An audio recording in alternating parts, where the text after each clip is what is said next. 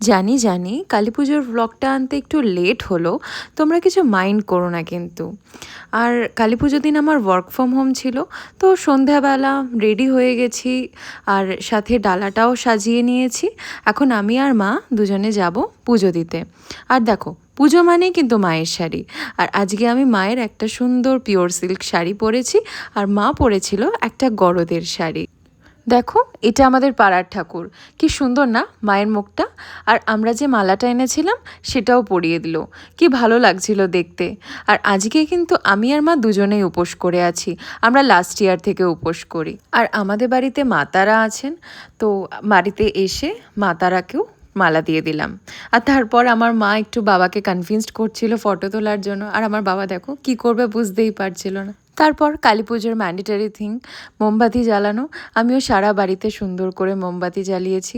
দেখো, আমি এটা লাইট অফ করে এই ক্লিপটা নিয়েছি, কি সুন্দর লাগছে না সিঁড়িটা দেখতে। তারপর আবার চলে এলাম প্যান্ডেলে, পুজো শুরু হলো। পুজো শুরু হতে হতে প্রায় 11টা বেজে গেছিলো। আমরা সবাই মিলে এখানে বসে পুজো দেখছি। তারপরে এক এক করে ঠাকুরকে ভোগ দেওয়া হলো। আমরা সবাই মিলে 108টা প্রদীপ জ্বালিয়ে নিলাম।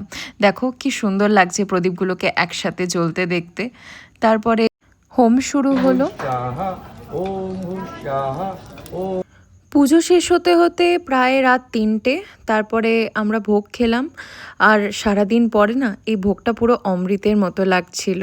রাত প্রায় 3:30, তখন আমরা বাড়ি ফিরলাম আমি আর মা। সারাদিন কাজ করে উপোস করে এত রাত পর্যন্ত জেগে আমার ফেসের অবস্থা দেখে বুঝতেই পারছো আমি কতটা টায়ার্ড। আর আমার মা দেখো এসেই ঘর গোছাতে শুরু করে দিয়েছে। ঠিক আছে, চলো এই ব্লগটা এই পর্যন্ত, চলো বাই।